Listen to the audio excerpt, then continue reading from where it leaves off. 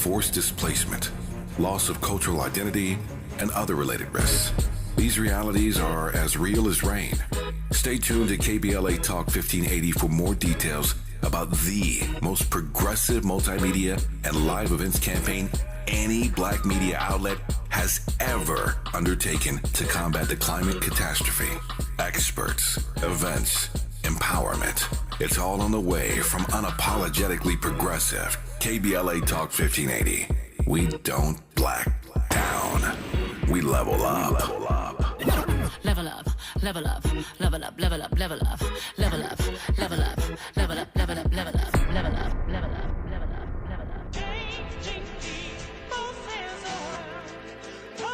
It's the Flash Devil. It's that Rich Forever Part 2.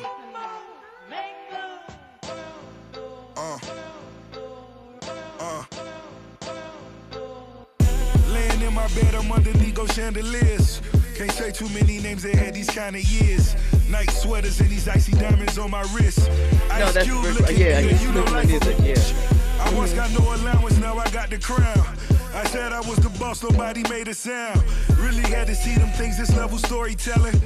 Who else could flip a chorus in a 40 million? I done cons with Leonardo DiCaprio. You were locked in to hour 2 of RSVP with Jill Munroe here on KBLA Talk 1580. Listen, we are live, baby. We are live. And, you know, hour 2, we are going to continue to get into some things. I have a guest live in the studio. Chell, listen. If you're not following her. If you're not following me, you need to follow me now. What's your social media? You got to. Okay. If you want to laugh, go to Twitter. B0, MBCHELL with an underscore. So that's bombshell, but with a 0. With a 0. And the underscore is so annoying because when I created the account, I had to add it. Somebody has the username already. So, and then if you want to go to Instagram, obviously, you're going to go to the same name, B0, MBCHELL, bombshell with a 0. No underscore. Because, yeah. It works out. So that's just a little break. So hour 2.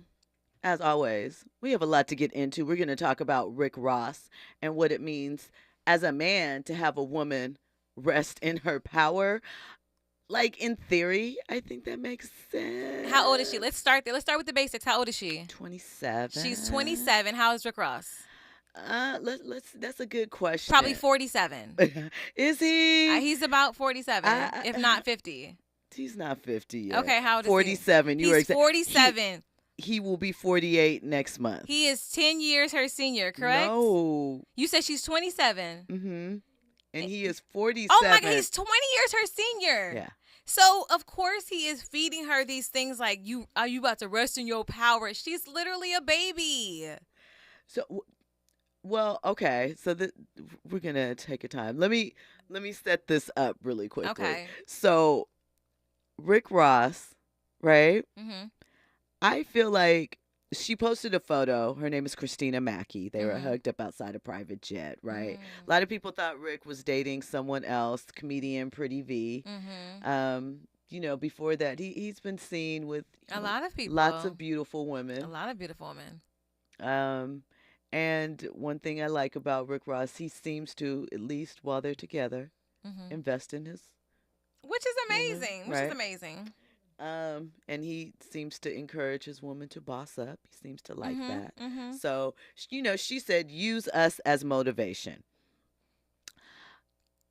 I think that you are probably putting a target on your back, saying that these days, especially with someone who flips relationships quickly. But hey, do you? You're feeling it. You're in motion, right? Right. I will say, though, that the things that she is saying very much sound like, you know how Rick Ross speaks? Rick Ross speaks in cinematic thoughts to me. Like, when I hear Rick Ross talk, it sounds like a score, a voiceover, right? And some of it sounds very much like game.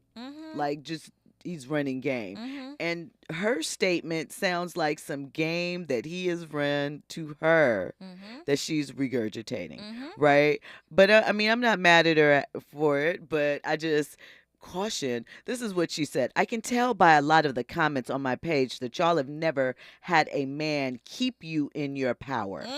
Y'all have never had a man give you reassurance you didn't even know you needed. You don't got too much consistency going on, I can tell. She also said, y'all don't like to see nobody winning. Y'all don't like to see nobody happy. And a little bit of that is true about the winning and happy things. Sometimes people can be bitter on social media, very picky. But what does she mean by that you've never had a man keep you in your power? Girl, you never had a man keep you in your power. You're literally 26. So, of course, if you're dating somebody like Rick Ross that has the type of status he has, and like you said, cinematic thoughts. I mean, he probably be calling her in the morning with all kind of perfect day to boss up, get up quick. You know what I'm saying? It's a perfect day to boss up. You have a beautiful future and behind you. Exactly. You know what I'm saying? So it's like she probably feels like she could now. I get theoretically what she's saying, because now you have a man that is a leader, that is protecting, providing, and professing. So now you can stand in your power as a woman. You don't have to always be like so hard body. You know what I'm saying? Like, I guess her soft life that she's saying that she's now into, she can enter her feminine era, whatever. But I think that's what she's trying to say. But if you look at the details of the whole relationship, like you said, it looks like something that she is being fed, because like you said, there's a very high turnover rate with his dating. So it's like, girl, get what you can. If I was a young girl, 26, I got Rick Ross, you wouldn't hear none of that online. Girl, I would be collecting, doing what I need to do to build my personal brand, and I would be getting on him. I mean, but isn't that why they say youth is wasted on the young? And they don't mean like that. Girl. I mean, I think it's this. It's like, on one hand, naturally, you're 27 years old, you with the biggest boss. Of course you want to floss. Of course you want to, say nanny, boo-boo. But I don't know. I always look at, and again, it can be different for everyone, but I always look at the way that someone exits a relationship. Absolutely. And the things that they do and how they carry people, because that could easily be you. Yep. The swiftness, the silence, the darts, whatever it is, that could be you. Don't think that just because, and that person may have deserved it, but there's still different ways that you can handle certain things. And I think the way that someone handles a breakup, especially publicly, says a great deal about them. We're going to see a black screen with letters and next. That's going to be the next thing. You know how that go. They break up and then Please it's like, respect my please privacy. respect my privacy at this time. Listen, when we come forward, we're going to have more trending topics and headlines with y'all. More. Listen, I feel like this story in particular, I can't wait to hear your thoughts on. My God, I'll let you know on the other side. You were locked into RSVP with Jill Munroe here on KBLA Talk 1580. We hope you have a safe and relaxing holiday season. Mask up and stay safe. At KBLA Talk 1580, we've got a lot to talk about. And your voice is critical to all the conversation. Happy holidays. KBLA Talk 1580. We've got a lot to talk about. KBLA Talk 1580 reminding you that we keep us safe. Pro Football Hall of Famer and urban peace pioneer Jim Brown believed in just that. So he founded the Amera I Can Foundation for Social Change in 1988, focusing on at-risk and high-risk youth in underserved schools and juvenile detention facilities, as well as adult incarceration and reentry initiatives. The core of the Amera I Can program is its 15-chapter life skills curriculum. Mastery of these skills allows individuals to meet their academic potential, conform their behavior to acceptable societal standards, and improve the quality of their lives by equipping them with what they need to confidently and successfully contribute to society. Today, the foundation is led by its president, Monique Brown, who has been actively involved in the organization for more than 25 years. The Amera I Can Foundation continues its work in memory of its founder, actor, philanthropist, and NFL legend Jim Brown. To get involved or make a donation, please visit AmeriICanCommunity.partners. That's AmeriICanCommunity.partners. This is a community call to action from KBLA Talk 1580. Did you know that every year, public school teachers spend nearly $500 of their own money for student supplies? At Donors Choose, we want students and teachers to have the tools they need for a great education. And now, more than ever, they need your help. Go to donorschoose.org and choose from teachers' requests that support reading, math, science, music, and more. Learn more at donorschoose.org. Donors Choose. Support a classroom. Build a future. Some people won't give you the real talk on drugs, but it's time we know the facts. Fentanyl is killing people. It's a powerful opioid, often made illegally and commonly mixed with illicit drugs. It can even be pressed into counterfeit pills that resemble prescription medications. Just 2 milligrams, about the size of a few grains of sand, can potentially be lethal. This isn't an ad to scare you, but it is an ad to make you think twice. Get the facts. Go to realdealonfentanyl.com. This message is brought to you by the Ad Council. Diane from Michigan, a disabled senior citizen trying to get by. Henry from Florida, a veteran fighting to make ends meet. Elena from Arizona, a mother struggling to feed her daughter. Hi, I'm Connie Britton, and I support Feeding America because they help provide over 6 billion meals to people in need each year, like Diane, Henry, and Elena. Learn more at feedingamerica.org. Feeding America, 200 food banks strong. Hey, keeping you informed, entertained, and always ahead of the curve. This is RSVP with Jill Munroe on KBLA Talk 1580. You were locked into RSVP with Jill Munroe here on KBLA Talk 1580. So we were talking a little bit about reality TV. Yeah. The different iterations of it that are coming in. What are your thoughts on Zeus? Girl. Because on one hand, there's definitely an audience for what they're pushing. Correct. Right? Huge audience. But I actually watched like a couple of episodes of, I don't know which baddies it was or whatever, right? And knowing, okay, Natalie Nunn started off on Bad Girls Club, same formula, but it's just like, what is this really? That's my question. Like, there's a huge demographic for it because they have one. Obviously, they wouldn't have been as successful as they are now. But I don't understand. So I just tell myself maybe I'm just not the demographic. You know, because back in the day when we watched Bad Girls Club, I don't know if you remember, but like the premise of the show was for them like to be reformed. You know, like it was like, okay, you know, they're bad girls, but we want them to be better. It wasn't like now with the shows, it's like literally they go in and fight. I'd be like, okay, but what is it? Like, what is, like, the goal? Like, what is, like, I guess they make money. They go to do club appearances, and they just fight. But I just be like, what's it all about? And because I have trouble understanding it, I just said maybe it's not my demographic. Because I know a lot of younger people watch it. No, it definitely is for younger people. I know it's not for me, and I'm perfectly okay with not everything is for me. Yeah. But I just wonder, you know, just call it Fight Club. I'm not really sure. Literally. And then I wonder because they're stepping more into the scripted. Like, again, to each their own. Everybody can watch whatever they want to. And I understand sometimes you grow out of stuff. And sometimes, you know, that. But then let me ask you this. People are saying, what's the difference between what he's doing and what Mona Scott did? So here's the thing. Not much. But I'll tell you what it is. One, there is at least the appearance of such that we are working towards something really in our business. Yeah. Right? These girls aren't, well, maybe they are on Instagram, but, you know, they aren't starting a candle line. They're not starting a Boss Babe boutique. I haven't seen it. I mean, I know they're trying to do, some of them are trying to do music and they're doing club appearances.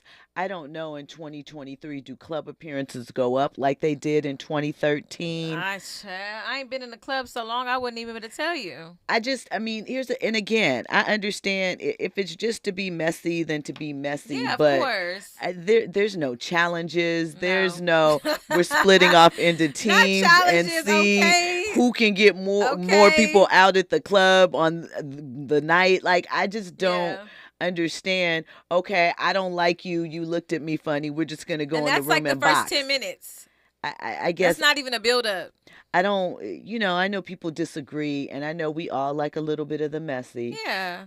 but I just don't quite, Yeah. It doesn't do it for me.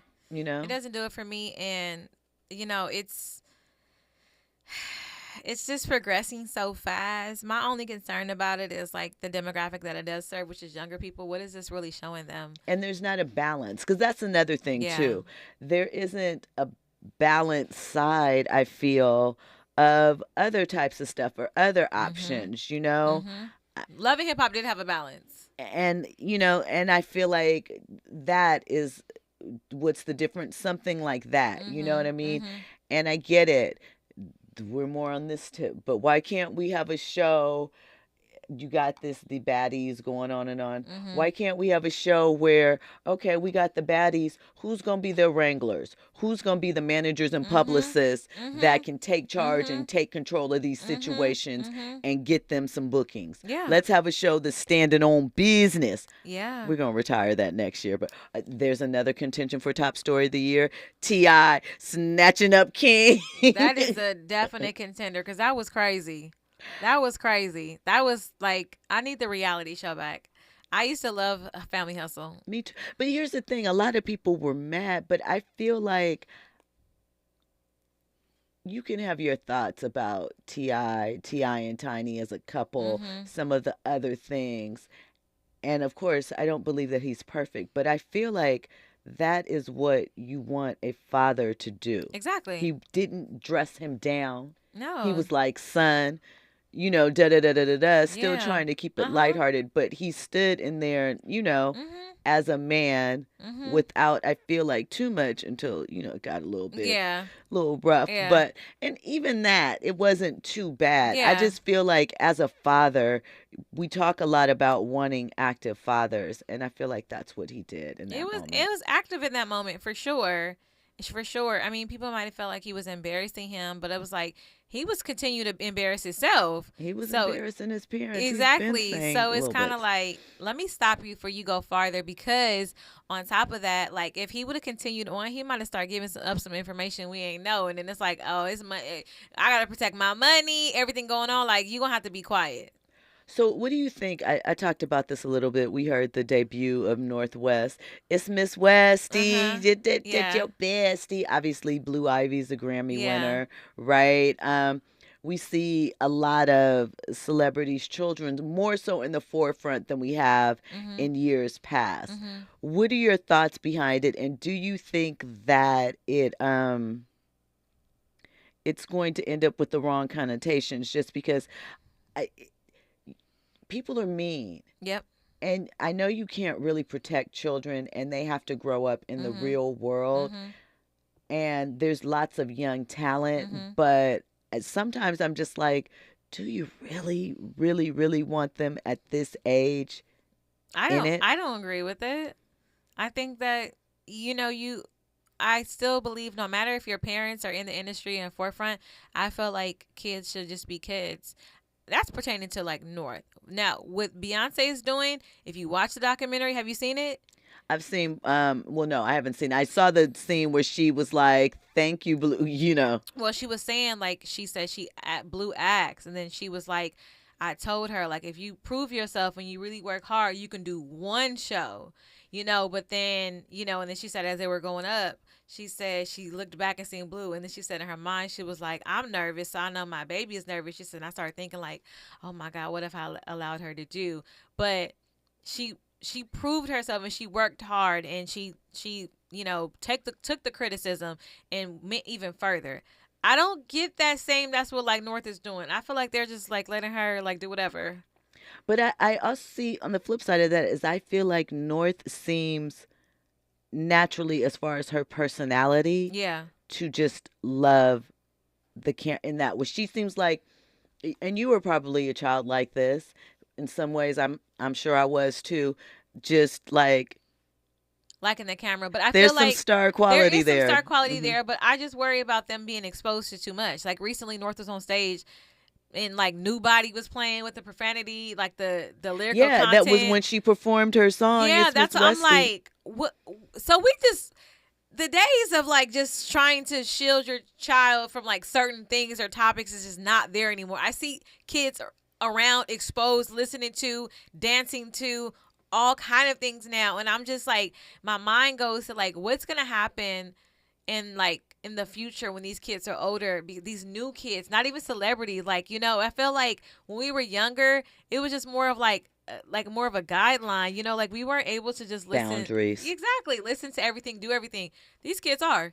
Do you know what's interesting about that? Like, some people point to the fact that Kanye was very adamant and upset about Kim allowing North to be on TikTok. Correct. But at the same time, he has her on stage with these lyrics. All men. And it's, yeah.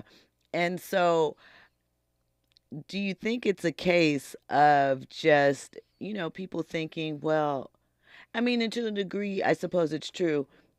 I can explain this to my child. They're with me. I can guide them through this. Okay. If I'm, you know, if they're experiencing this with me, and I can kind of say, hey, this is that part is not good, but you'll hear that. But as opposed to just, you know, people have their phones up, so it's very hypocritical because you don't want her to be on TikTok, but now everybody that was at was it Art Basel, they had their phones up recording this, so it's like, is it Uchiwali or one mic? Is it's it just control. That you want? That's exactly what it is. You took the words out of my mouth. Control. Exactly. Now I will know. Exactly. That's exactly what it is. So, okay, look, I'm giving you a little rundown of trending topics. All right, one more before I let you get out of here. There's been a lot of talk and revisiting of old lyrics. Most recently, there was talk about MC Light's lyrics from a song that she came out like in maybe 89 or 90, where she was saying something about the boy 17 wasn't too young. There was commentary from Janelle James's comedy special, Abbott Elementary, over jokes she made about her own son's genitalia. Son. So what are your thoughts about, Janelle's more recent, but, you know, the look back at music or certain things from the past era, and everything is being called grooming, and everyone is said to be allegedly indulging in pedophilia? I mean, I think now in today's time, we're able to put a name to it. And I think in that time, it was just the way it was. You know, it was kind of almost like a societal norm. Like, it wasn't like this grooming, so to speak. And now that we can put a name to it, I think that more people are getting exposed to the foul play that happened back in the day, that was happening for years, and that so many people just turned a blind eye to it. I don't, for the life of me, it like to be. I don't know how MC Light was at the time. Was she an adult or was she a kid too? She was about 17 when she wrote the song, but by the time, you know, album cycles and the releases were. So she was writing this as a kid. Yeah. If she was a kid, then you at the same age. But if she was like a well-grown adult, it was released when she was about 20. So. Oh, she wrote it at 17, but it was released at 20? When she was about 19 or 20. See, for me, I guess, but a part of that is I came up in that era, and I know it seems like a cop-out when people say it was of the times, it was different. However, if you look at the culture, not just Black culture or hip-hop or songs, if you look at the American pop culture in the 80s or 90s, there was a blurred line between teens and young adults, I feel. A lot of the music, rock, not just hip hop, was about, you know, these weird relationship things and this, you know, desire for us to feel older or to do older things. And it kind of was acceptable, you know. Girls mature faster than boys, you know. A freshman girl could date a senior guy because it, you know, you're supposed to be like, but it's not quite that way now. So I think that there, to a degree, not everything, but certain things, there is something to it was of the times. Because if you even think about, you know, TV shows from that era, it was always a joke about, somebody chasing the other, an older woman. A lot of the next door neighbors or classmates were nerdy guys that were persistent. Like, in theory, that behavior is inappropriate. Absolutely. And it's stalking. But it was funny and it was comedy and it was a trope. Yeah. And so I think that in some ways, we understood at least parts of it. But, when you know better, you do better. Absolutely. And so it's a different time now, and there's a correction. And yeah, it wasn't how it was, but I don't know exactly sometimes, like, what do you want to have done to MC Lyte because she wrote these lyrics 30 years ago? I guess they would love her to be locked up in jail, I guess. I think that it's a bit excessive and too much. I think it's not fair. Well, Twitter will find anything. They will find something you wrote 50 years ago, and you're like, oh, and then it's like, what's crazy, we're not even crazy, what's interesting about Twitter is like nobody was even talking about MC Lyte. One person just happened to like want to know that, like, dig this up and then post it, and then it go viral. So it's just like artists and people, celebrities in general, have to be very careful. Aside from it personally being a lot, y'all have to be careful. Like, people still talk about Biggie's lyric about there's nothing you can do though. Exactly. Yeah. So it's like, I think people on Twitter just want to like raise an awareness, but then they have like no actual like plan of action. It's just like, oh, let's expose this, and then like let's talk about it, and then if something happens, great, but if not, the next topic will be up. Okay, so we have 30 seconds. Tell me about your podcast and remind us again where we can find you. Yes, so 30 seconds, really quick. I have a podcast that I just launched called Girl Don't Text Him. It will be amazing. It is. So when I posted it, people were like, oh, it's another dating podcast, and it's not true. Girl Don't Text Him is a metaphor, right? It's like a metaphor of using it as an implication of doing things that no longer set us back, right? So it's just like, I'm talking about everything on there: relationships, personal life. I'm being very transparent about self-care, self-love. I just want it to be a conversation as if like you're talking to your friend about advice on things outside of relationships as well. Like, Girl Don't Text Him is, like I said, it's a metaphor because you don't do anything that you know is not going to serve you. Right. So when you talk to your girlfriends and they're like, I'm having a weak moment, I want to talk to this guy, it's like, girl, don't text him. So that could be used for anything. Like, you're supposed to be going to the gym, like, you know what I'm saying? Like, girl, don't text him, get up and do what you need to do. And the first episodes come out in December, and then we're going to move forward until January and so forth and so forth. But also you can find me on Instagram and Twitter, like I said before, Bombshell with a 0. And that's all I have.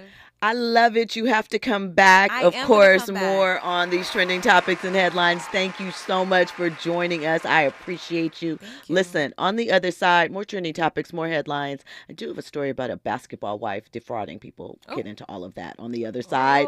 You are locked into RSVP with Jill Munroe here on KBLA Talk 1580.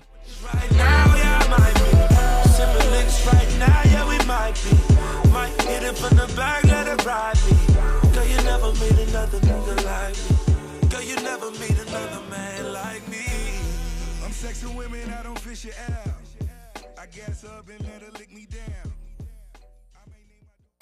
RSVP with Jill Munroe is your go-to show for staying in the know. More engaging conversation when we come forward on KBLA Talk 1580.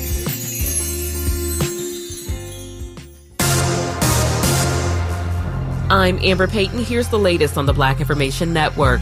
There's a new push for a South Carolina state hate crime bill after a Thanksgiving weekend cross-burning incident at the home of a black couple in Conway. The cross-burning was part of a series of acts of racial harassment the couple was allegedly subjected to by their next-door neighbors, who are now awaiting trial on multiple charges. South Carolina is one of only 2 states that does not have a hate crime law on the books. The Minnesota Supreme Court says segregation in schools in the Twin Cities does not violate state law unless it's intentional. Parents filed a lawsuit asking the court to rule that racial and socioeconomic segregation in schools in Minneapolis and St. Paul violated the state constitution's education clause. The justices instead ruled that the existence of racial imbalances in schools is not proof that those imbalances lead to poor educational outcomes for some students. That's the latest. I'm Amber Payton on your home for 24/7 News, the Black Information Network. Heart failure, carpal tunnel syndrome, shortness of breath, stomach issues, lower back pain. How does it all add up?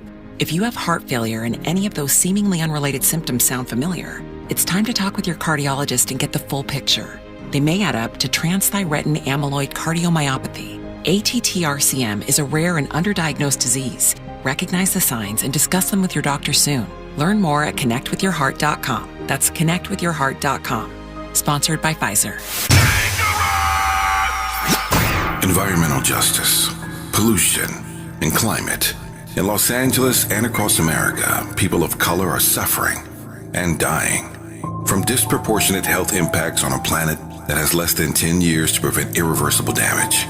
Heat illnesses, respiratory illnesses, water-related illnesses, food system impacts, insect-related diseases, black maternal health, and mental health effects.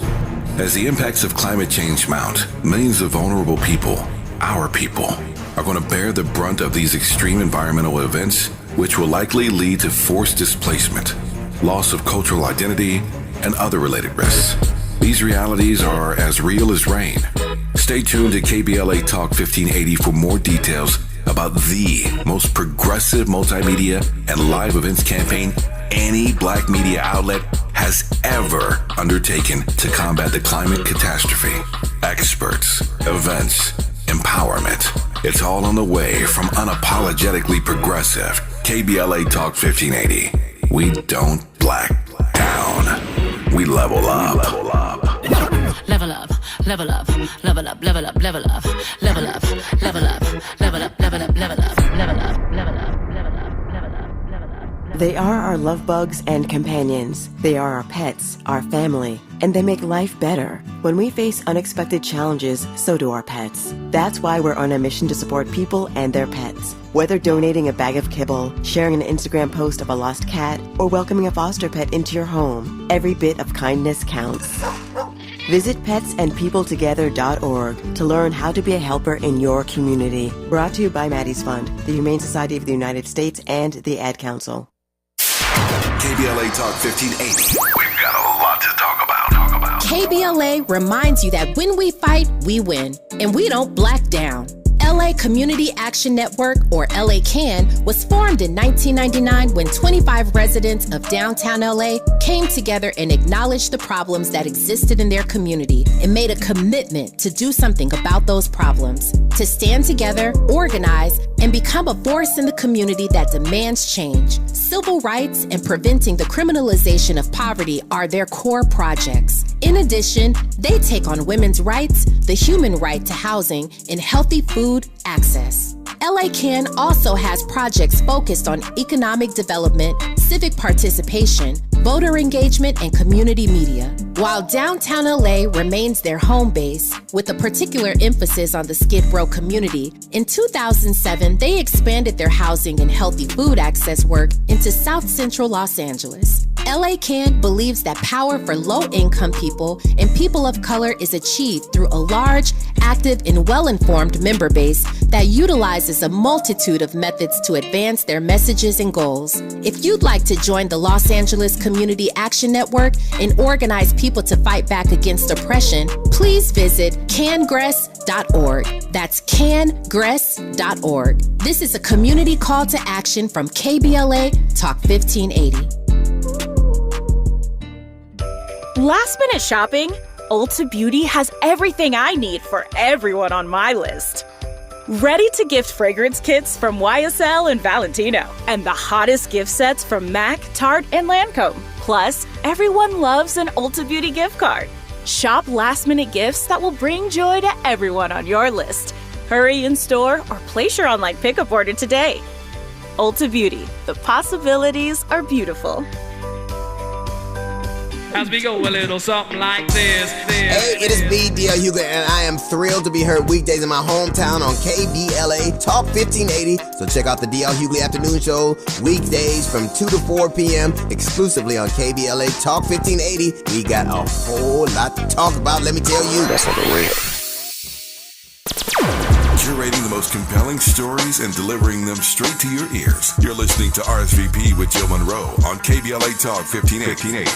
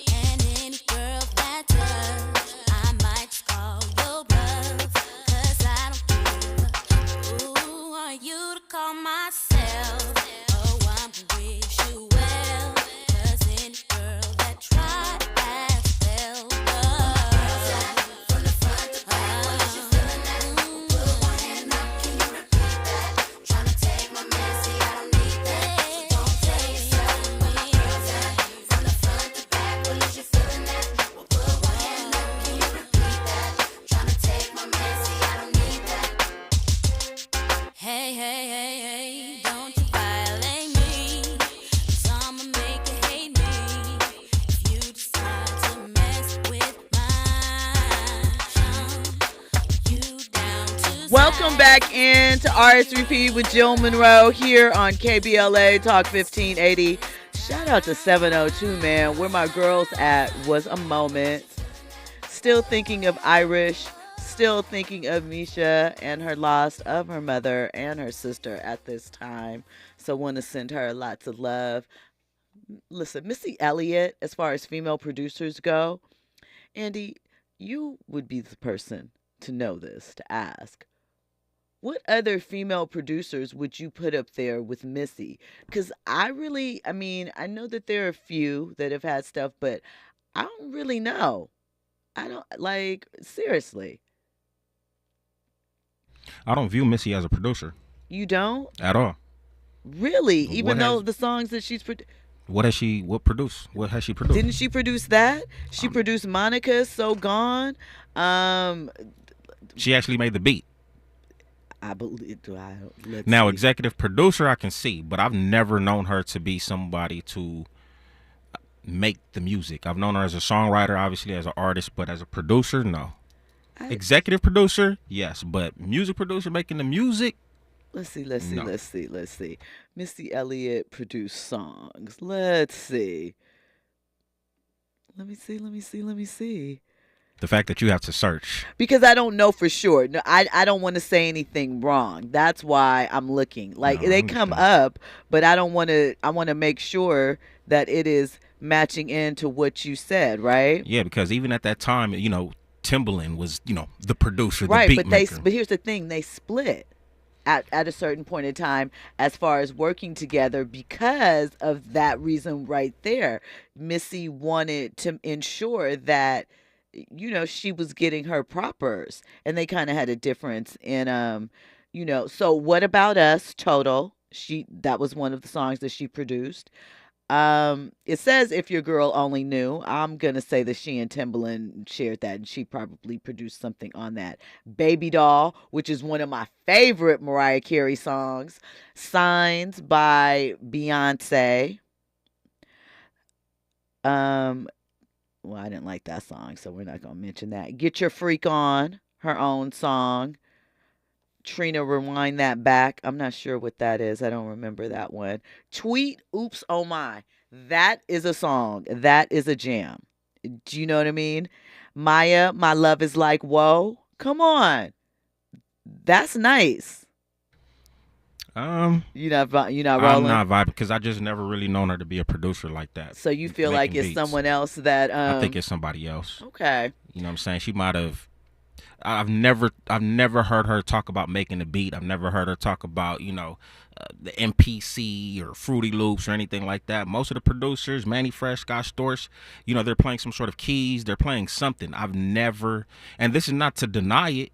You know what I'm saying? I didn't grow up looking at her as a producer. That's fair. We want to hear all input. What did I specifically say? So let me ask you, if not her, is there a female producer that you can think of that is put in work? Because I can't. I don't know any female producer. As far as in hip hop or whatever. I mean, obviously Mariah Carey produces some of their things. She produces vocals, but is that someone, do you not consider Mariah Carey a producer? No. Interesting. If you're not making beats, if I don't know you as a beat maker, it's difficult. Now, if you got production credit, salute. But I just, when they talk about the best producers in the game, you don't ever see or ever hear Missy's name in there. I hear songwriter, I hear artist, visionary. I hear everything else except for a music producer. Okay. But I also know that producer is very. It's a broad term, you know what I mean? Like and DJ Khaled, yeah. I think they call him a producer. Facts. But I don't view him as somebody who makes beats either. I look at him as more of a curator, bringing people together to do songs, but I don't look at him as a producer.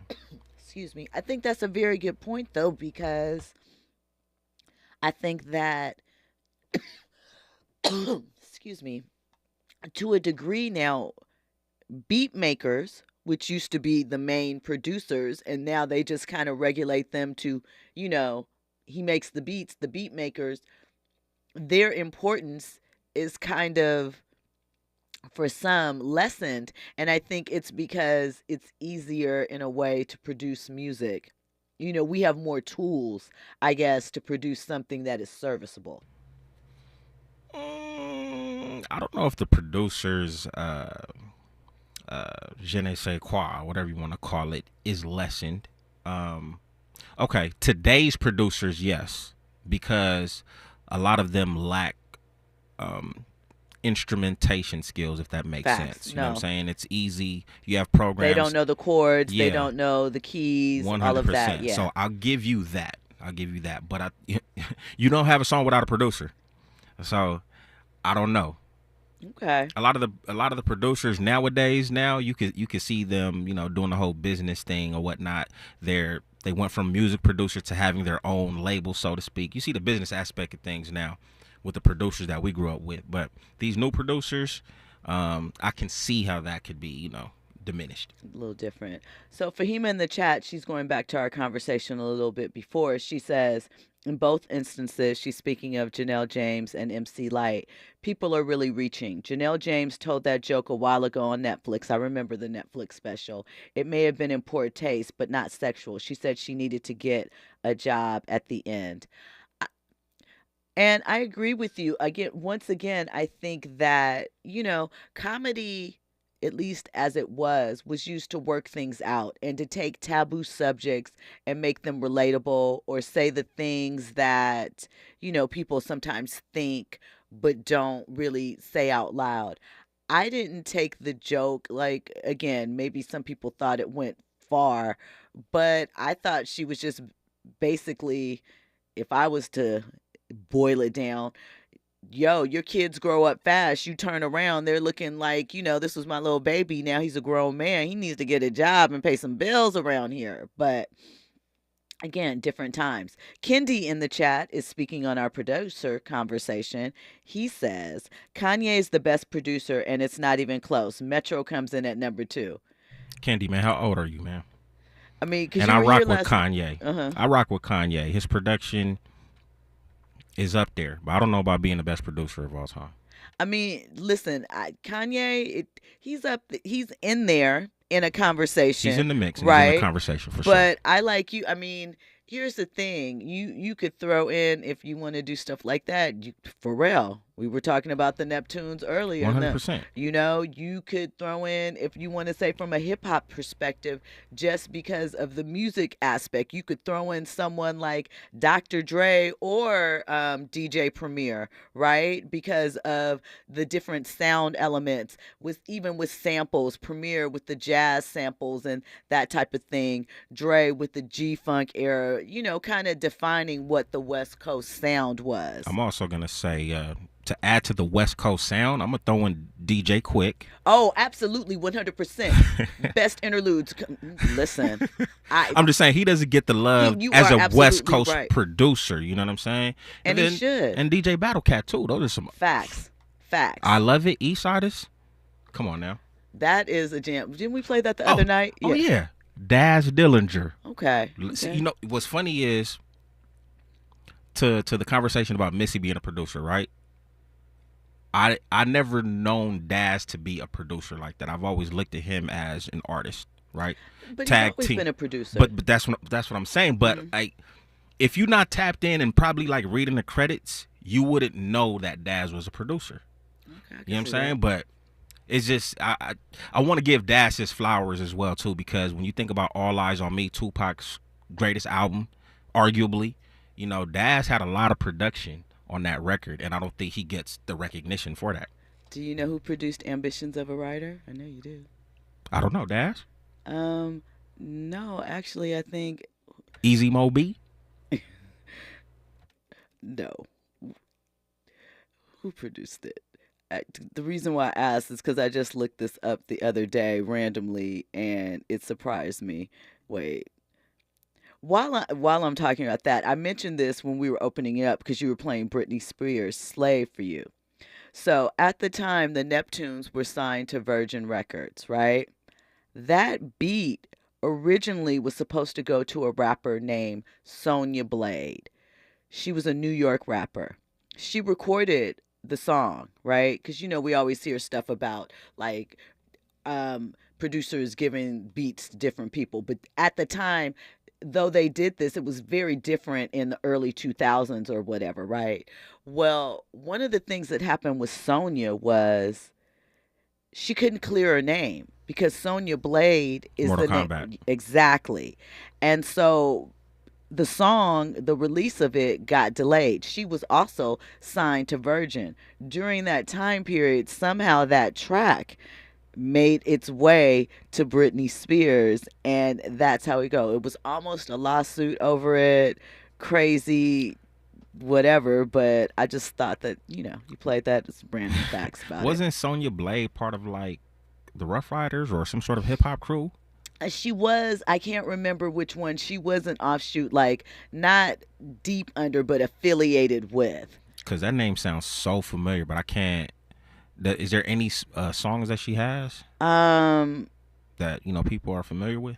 I can't remember that. Okay. Terrible. I don't think she really, like, the name thing really hung her up for a period of time.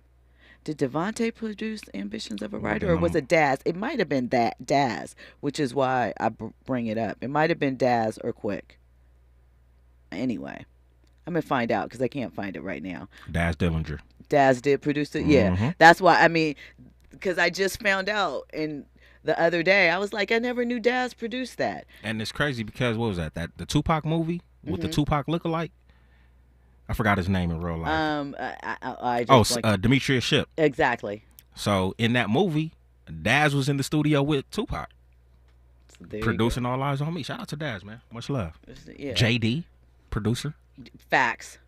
Big production thing. But see, here's so Fahima sent me an article through Twitter, and Missy did produce those songs. I'm right. Shout out to Missy. But I don't know another female, and I'm sure there are, but I kind of want to look into that because I never really thought about it, that there's not a lot of female producers as far as hip hop. It's an interesting thing. Kendi is 22. Oh, bless it. I knew it. Makes sense. I appreciate you tapping in, though, because you've been tapping in fairly regularly. So that means that you rock with us over here. Tell your friends. Tell your friends, share. And I appreciate that you rock with the Kanye online community. But share your friends. We have a lot of exchange. We have things that we can get into. Fahima also says, yeah, you are correct about Missy. She talks about it in the Billboard article I just sent you on Twitter, DM'd you. So there's a Billboard article that gets into some of Missy's other production songs. But I feel like that is one of the reasons why she ended up in the hip in the Rock and Roll Hall of Fame as the first female rapper, because there are other female rappers that in theory should, just on a performance level, go in before her because of what they have laid the ground for. And I'm sure she would even agree with that sentiment. But for her contributions to hip hop as far as artists, pen game, production, and then bringing up others, I think that has a lot to do with it. Well, Missy, if you listening, I'd love to, I don't know if it's an interview, a documentary or something. I'd love to see you talk about your production and just,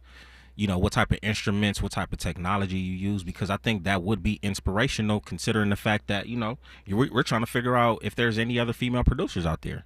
I think that would be an inspiration for women out there. I think so as well. I know that they're like, I guess you think of, or is she just a songwriter? Sid from the internet, is she just a songwriter or does she produce as well? I'm not too sure. I'm not either. Now, I do know that there's a lot of female DJs. Yeah. Which, DJs and producers are pretty much, in close proximity together. So, shout out to the female DJs out there. But I would like to hear a lot more from Missy herself about, her produced records. Her production thing, yeah.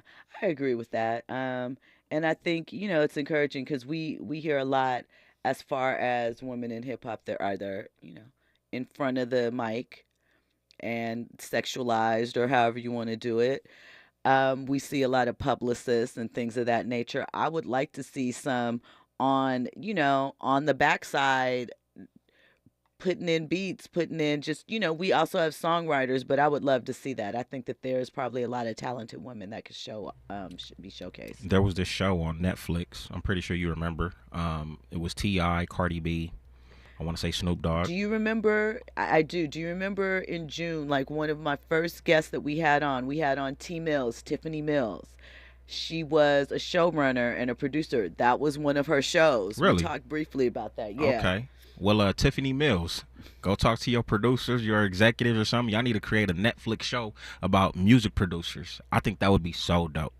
Outside of, the next hip-hop artist, we're looking for the next hottest producer. I mean, I think so, too. And I think as, we're kind of discussing it, I think that people end up being producers sometimes by default. Like they may want to be an artist or they don't necessarily have all the things. I don't know if as many, I'm talking about women, set out to say, I want to be a music producer. Yeah, I don't hear that too much.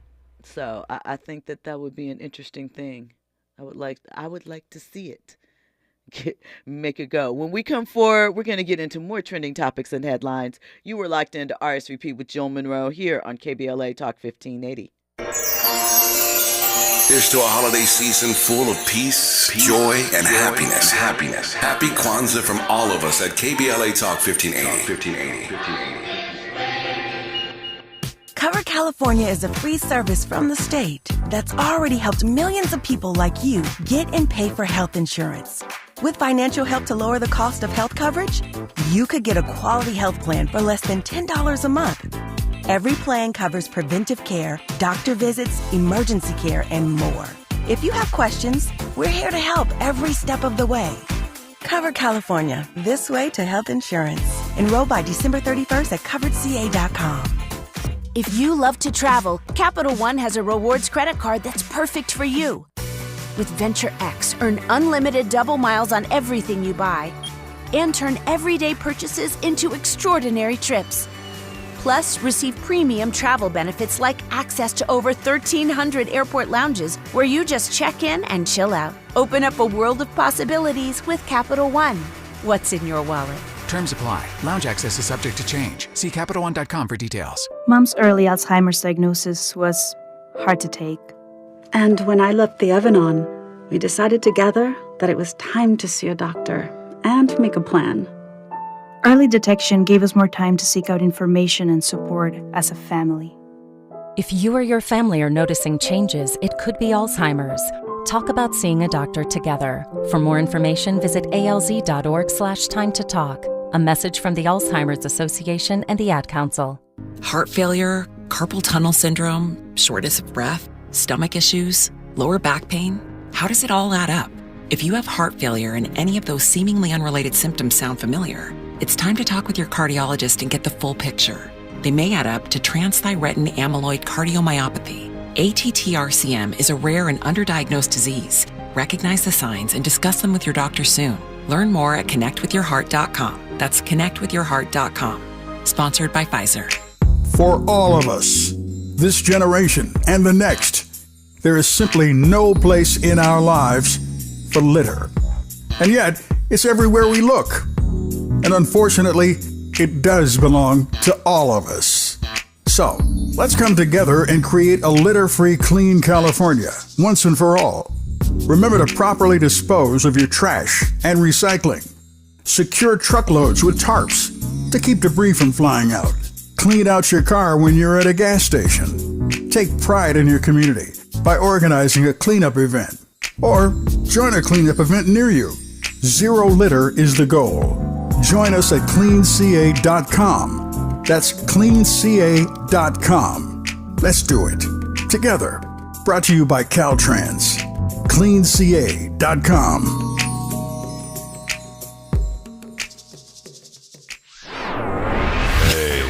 Keeping you informed, entertained, and always ahead of the curve. This is RSVP with Jill Munroe on KBLA Talk 1580. You are locked in to RSVP with Jill Munroe here on KBLA Talk 1580.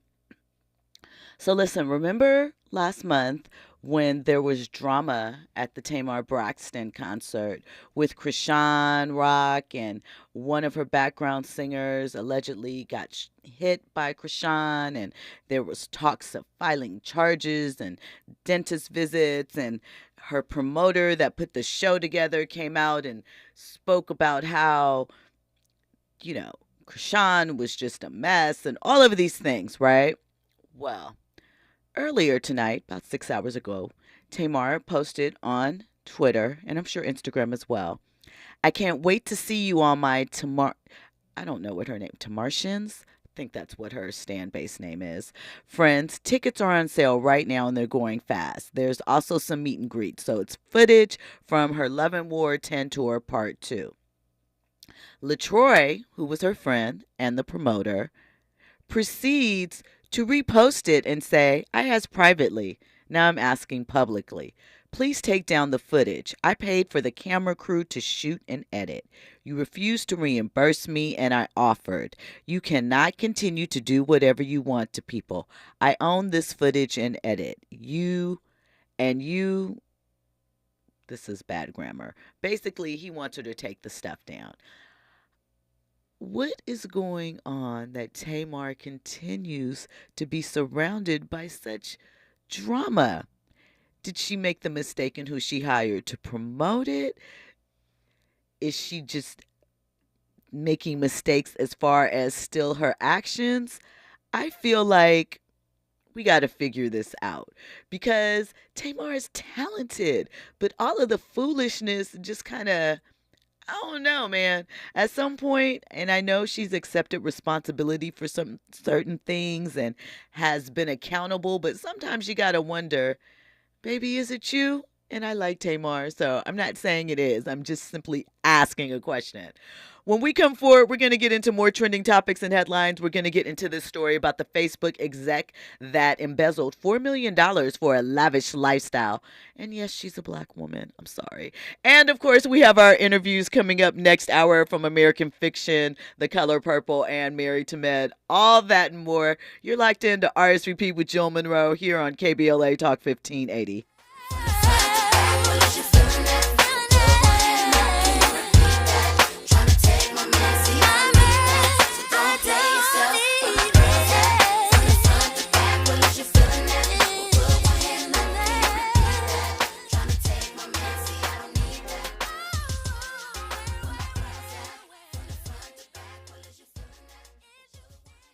KBLA 1580 Santa Monica. I'm Amber Payton here.